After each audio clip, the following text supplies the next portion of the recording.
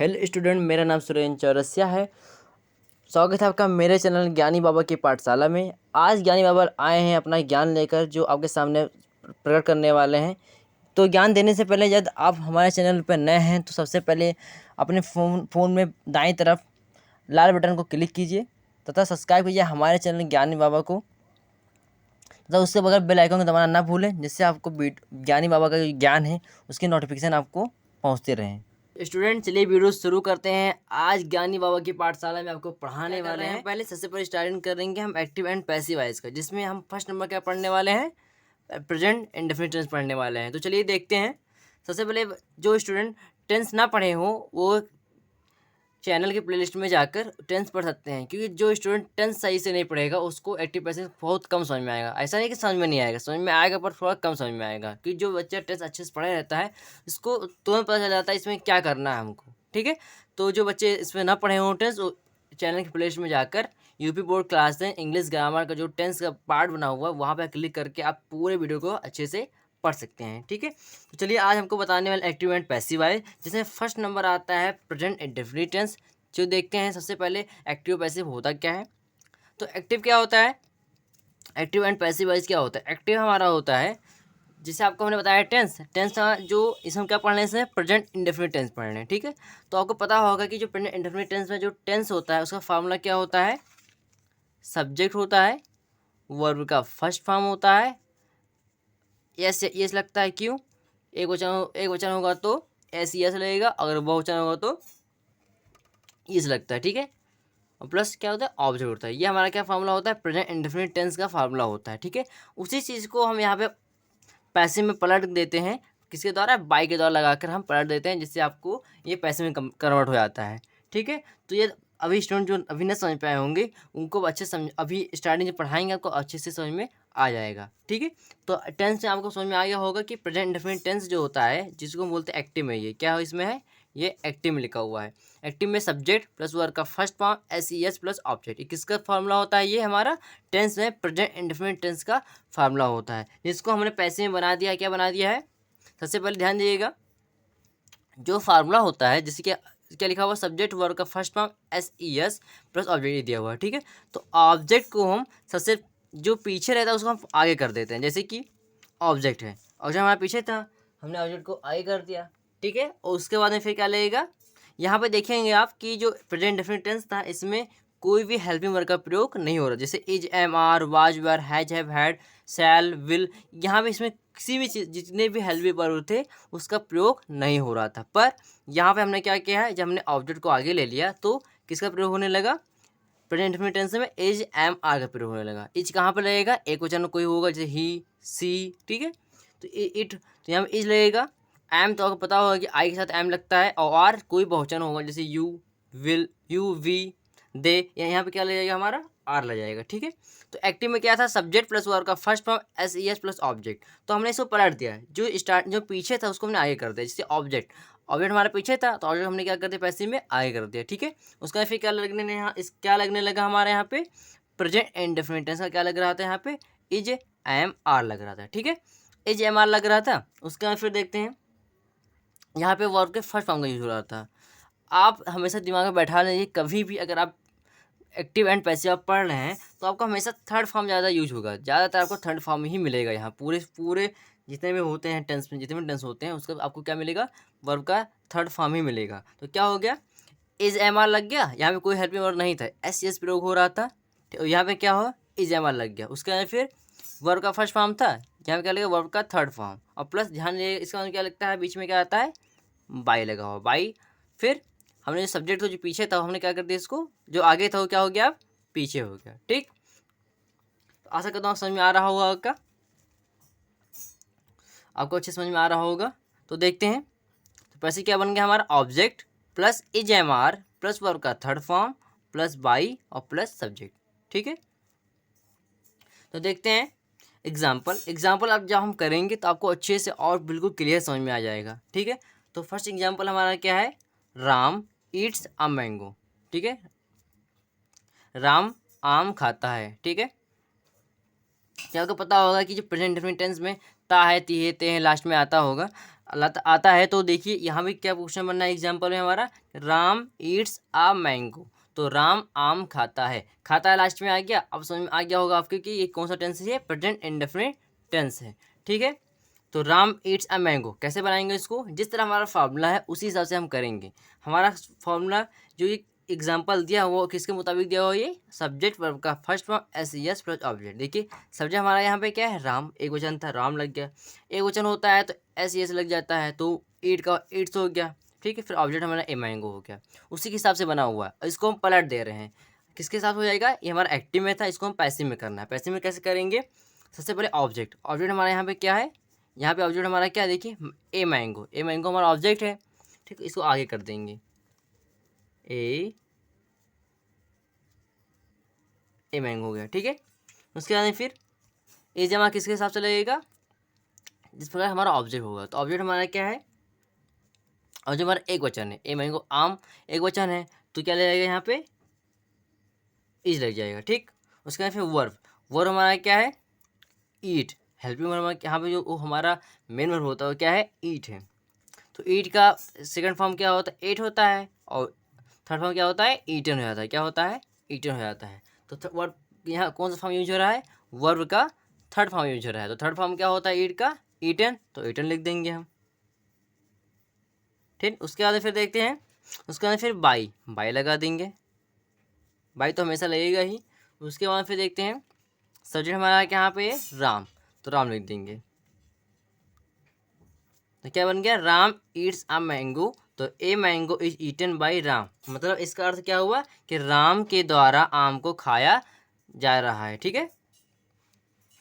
ये तो हुआ, Ram eats a mango, Ram आम खाता है।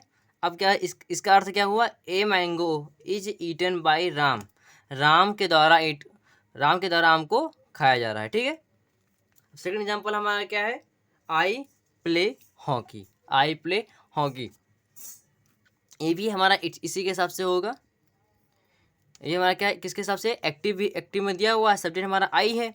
वर्ब का अगर बहुवचन होगा तो ऐसे इसका प्रयोग नहीं होता है, तो यहाँ आई हमारा क्या है, बहुवचन में आता है तो प्ले हो जाता है। या अगर मान लीजिए यहाँ पर ही होता तो क्या ये प्लेस हो जाता, ठीक। पर यहाँ पे आई है तो क्या हो जाएगा, यहाँ पे प्ले हो गया, और हमारा ऑब्जेक्ट क्या था, हॉकी, तो हमने हॉकी लिख दिया, ठीक।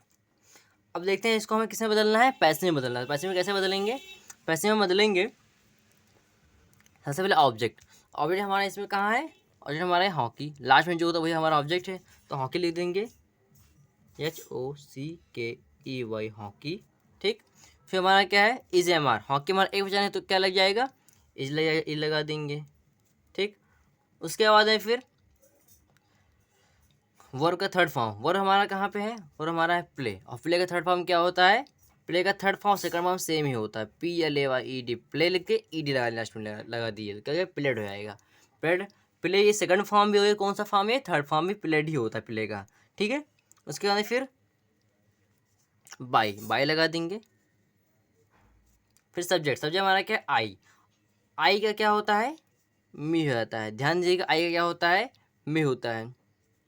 जैसे आई का हो जाता है मी, चेंज जो यहाँ पे जो हमारा सब्जेक्ट होता है उसको चेंज करके हम मी लिख देते हैं। जैसे आई का हो गया मी हो गया, उसी प्रकार से ही का हो जाता है हिम हो जाता है, ही का क्या होता है हिम, सी का हो जाता है हर, यू का यू ही रहता है, ठीक। ऐसे होता है, आई का क्या हो गया मी, ही का हिम हो जाता है, सी का हर हो जाता है, यू का यू रहता है। वी का क्या हो जाता है, वी का होता है अस हो जाता है, क्या होता है अस, ठीक। तो क्या होंगे, आई प्ले हॉकी, तो हॉकी इज प्लेड बाय मी, मतलब हॉकी को मेरे द्वारा खेला जा रहा है, ठीक है। तो आई प्ले हॉकी, तो हॉकी इज प्लेड बाय मी, कैसे हुआ, ऑब्जेक्ट हमारा था, ये हमारा एक्टिव में दिया था, हमने इसको पैसे में बदल दिया। एक्टिव हमारा पैसे में कैसे हुआ, ऑब्जेक्ट हमारा था हॉकी, तो हॉकी हमने लिख दिया। इज हमारा किसके साथ चलेगा, जिस प्रकार हमारा ऑब्जेक्ट था एक वचन था तो इज, आई होगा तो एम, और आर होगा अगर बहुवचन होगा तो आर लग जाता। तो यहाँ पे क्या ही हमारा क्या था, ही हमारा एक वचन था, और भी इसलिए क्या लग दिया, इज लगा दिए, और आई होता तो हम एम लगा देते, पर यहाँ पे क्या हॉकी है, हॉकी हमारा एक वचन होता है तो इज लगा दिए। अब प्ले का थर्ड फॉर्म क्या होता है, प्लेड हो गया, वर्ब का थर्ड फॉर्म लगा दिए, फिर बाई लगा दिए। उसका सब्जेक्ट हमारा क्या था, यहाँ पे सब्जेक्ट हमारा था आई, तो आई का बदल के क्या हो जाता है, मी हो जाता है, तो हमने मी लिख दिया। ठीक, तो सबसे इसका आप अगर इसका स्क्रीनशॉट लेना चाहें तो आप इसका स्क्रीनशॉट ले सकते हैं।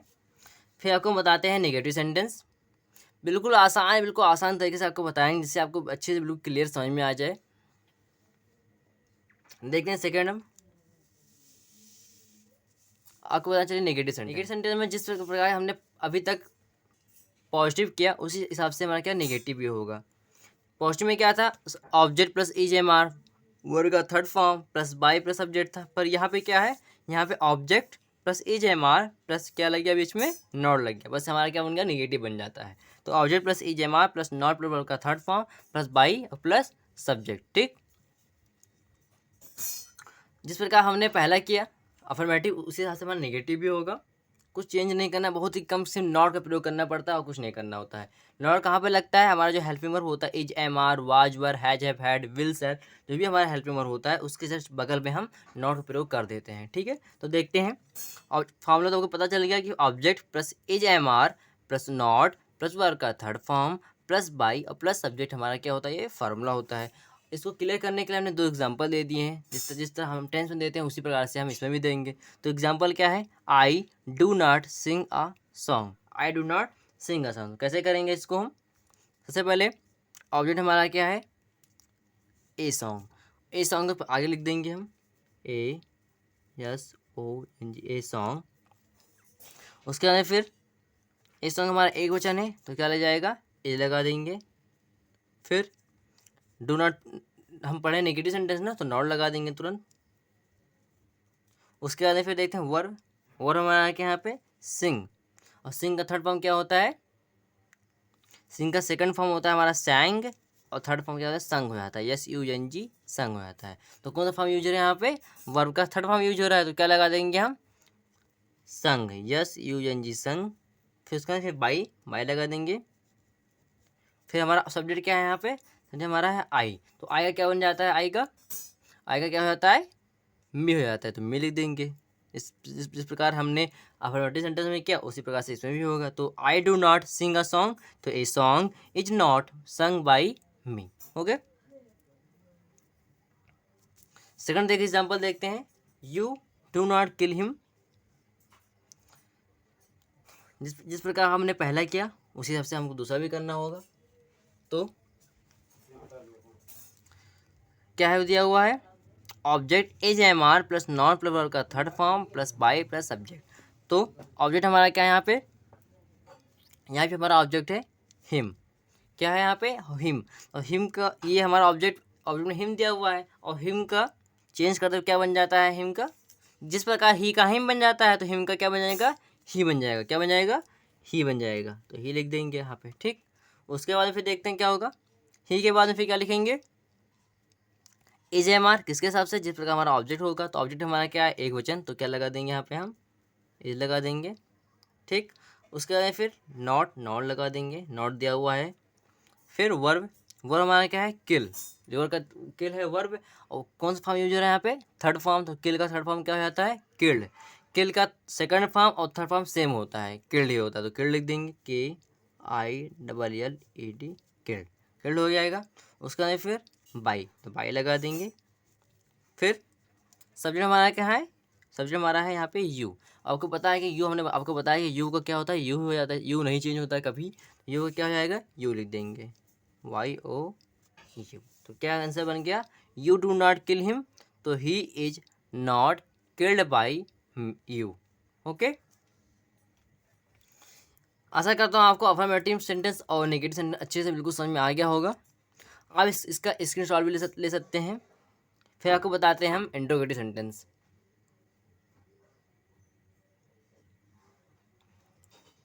चलिए देखते हैं इंट्रोगेटिव सेंटेंस अब। तो स्टूडेंट चलिए देखते हैं, आपको बताते हैं इंट्रोगेटिव सेंटेंस, जिसमें जिस प्रकार टेंस में दो प्रकार के होते थे, एसनो टाइप और डब्ल्यूएच टाइप, उसी प्रकार से आपको इसमें भी मिलेंगे एसनो टाइप और डब्ल्यूएच टाइप। हम आपको एसनो टाइप और डब्ल्यूएच टाइप साथ में बता देंगे, जिससे आपको समझने में और भी आसानी होगी। ठीक है, तो देखते हैं फार्मूला क्या होता है इसका। फार्मूला इसका होता है WH, मतलब WH को पता होगा कैसे होगा। WH मतलब क्वेश्चन वर्ड क्या होता है, इसको बोलते हैं हम क्वेश्चन वर्ड बोलते हैं, क्वेश्चन वर्ड। ठीक, क्वेश्चन जैसे आपको बताएंगे व्हाट, वेयर, हु, हाउ, ये सब आ जाता है। ठीक है, इसमें ये देखते हैं फार्मूला क्या होता है। फार्मूला इसका होता है WH मतलब question word plus is am are plus object plus not plus verb का थर्ड फॉर्म प्लस बाई और प्लस सब्जेक्ट होता है। ओके, तो देखिए फार्मूला को बता चुके। फिर देखते हैं फार्मूला में हम इसमें दोनों दिए हुए हैं, जैसे कि आपको देख रहे होंगे कि is am are plus object plus not, ये हमारा जो इधर का फार्मूला होता है वो क्या हम किसका है, ये एसनो टाइप का है। अगर हम इसमें सिर्फ WH जोड़ दें, हमने इसीलिए WH को लिखा है कि आपको याद करने में, सोचने समझने में आपको बिल्कुल भी परेशानी ना हो।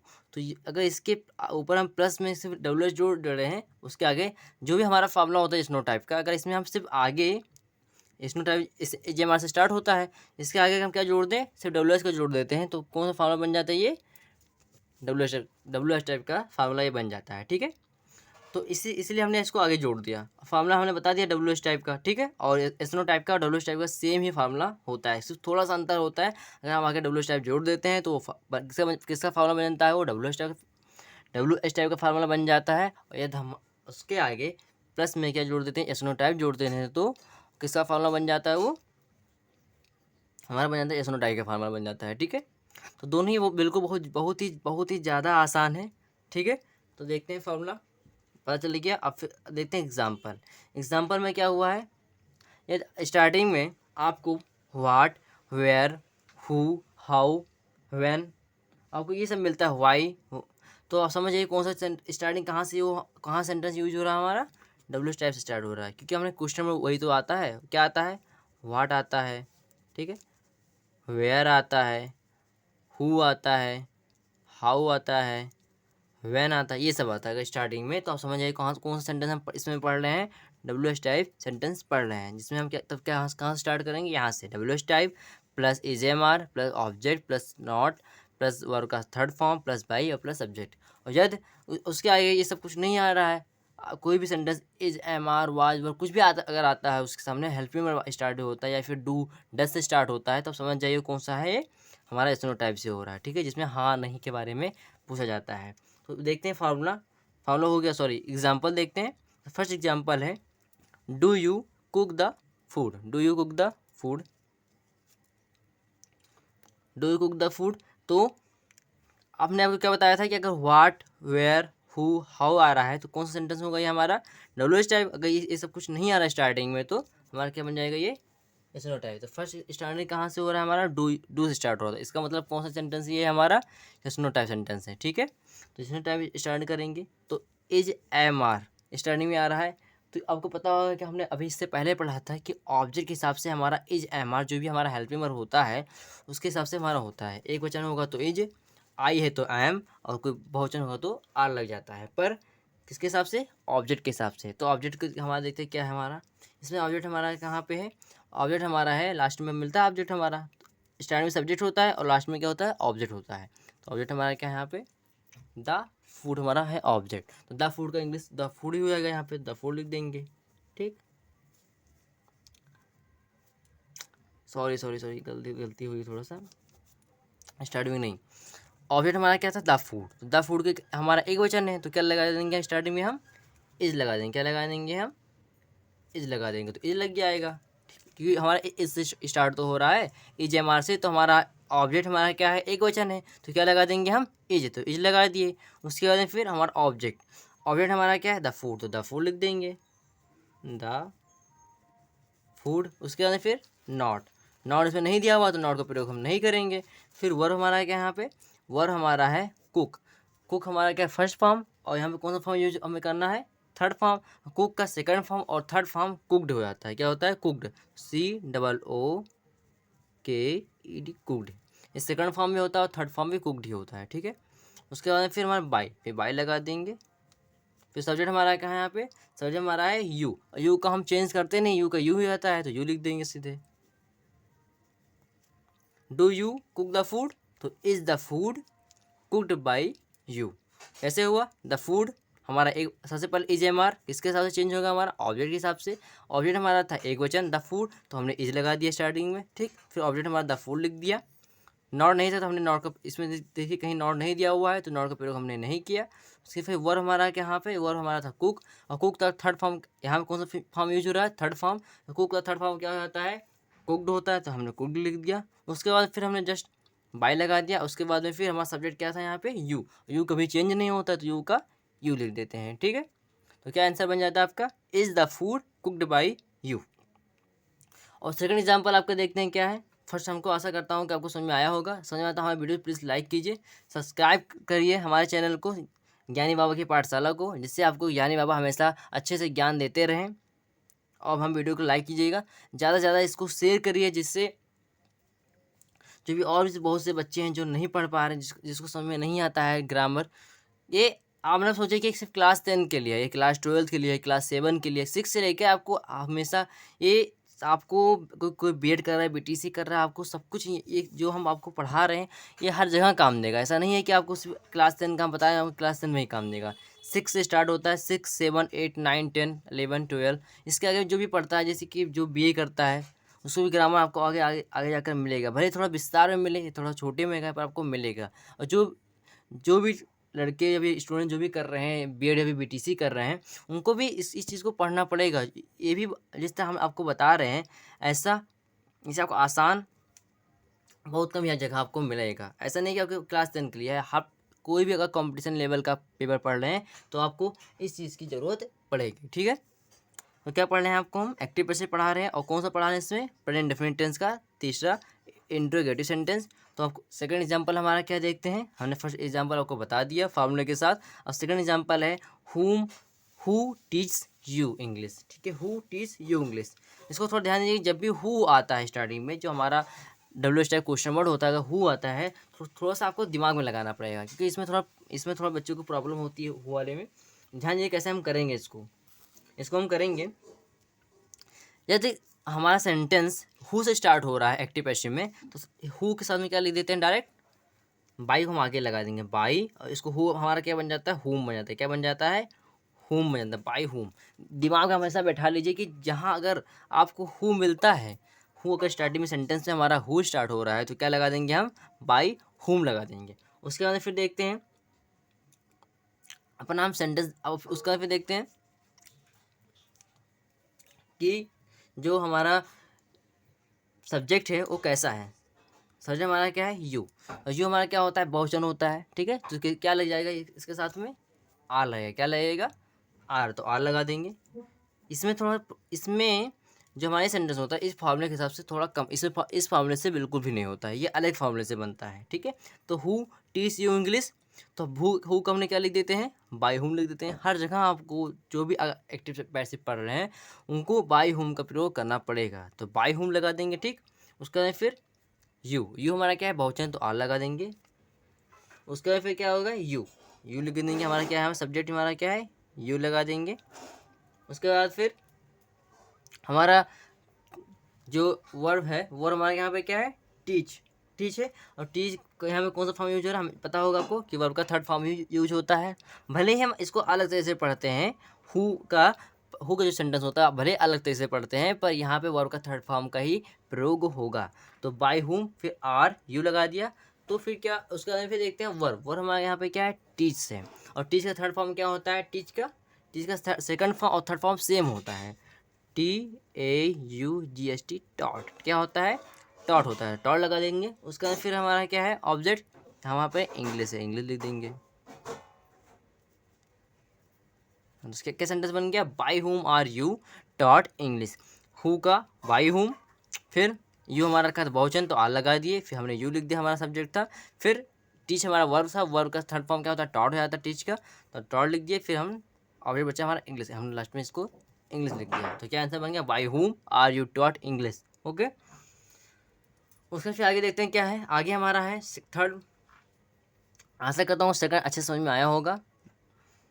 ज़्यादा से ज़्यादा इसको शेयर करिए, जिससे वीडियो सब मैक्सिमम लोग के पास पहुँचे और उसको पढ़ के ज्ञानी बाबा का जो ज्ञान है उनको मिलता रहे, ठीक है।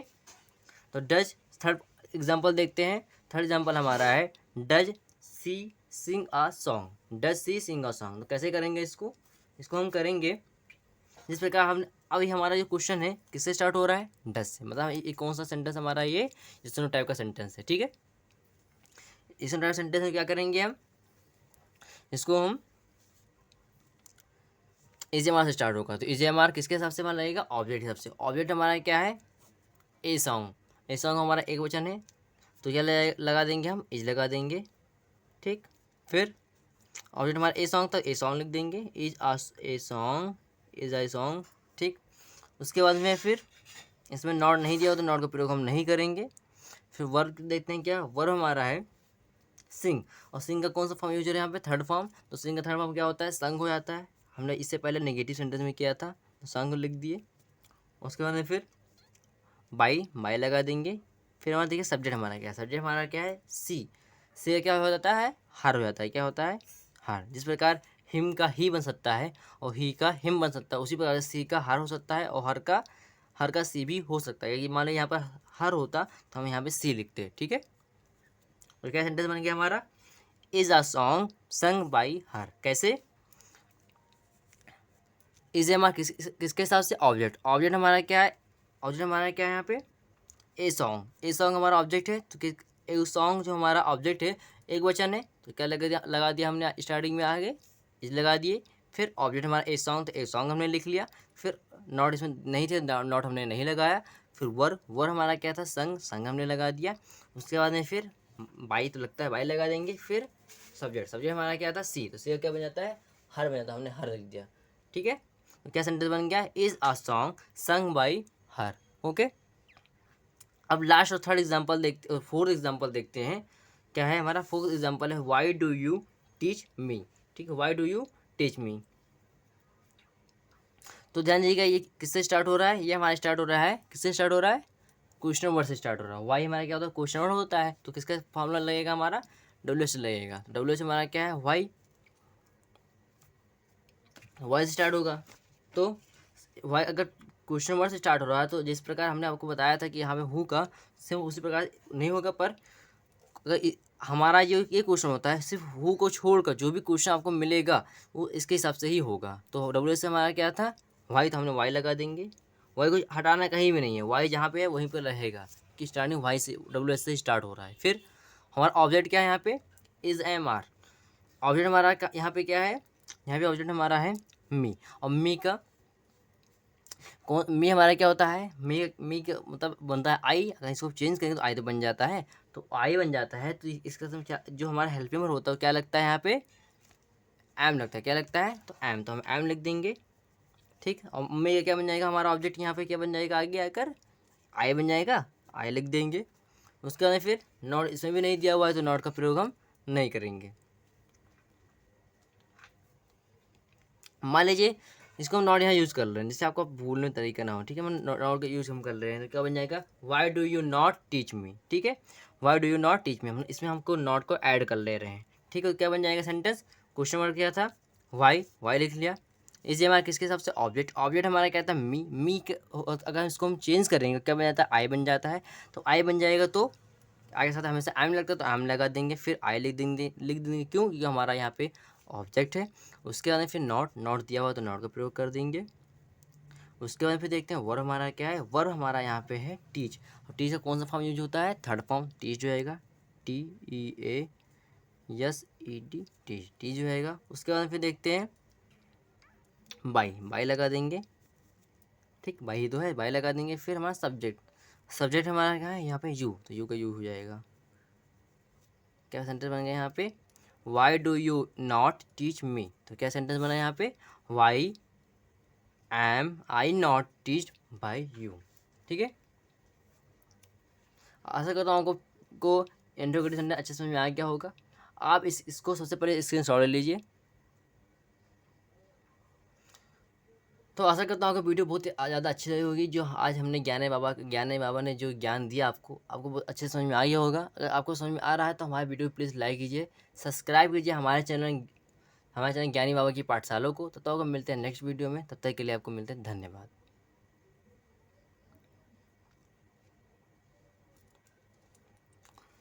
आशा करता हूँ वीडियो आपको बहुत अच्छी लगी होगी। अगर अच्छी लगी तो हमारी वीडियो प्लीज़ लाइक कीजिए, सब्सक्राइब कीजिए हमारे चैनल ज्ञानी बाबा की पाठशाला को, और उसके बाद बेल आइकन को दबाना ना भूलिए, जिससे ज्ञानी बाबा का ज्ञान आपको का नोटिफिकेशन आपको हमेशा मिलता रहे। तो मिलते हैं आपको नेक्स्ट वीडियो में, तब तक के लिए धन्यवाद।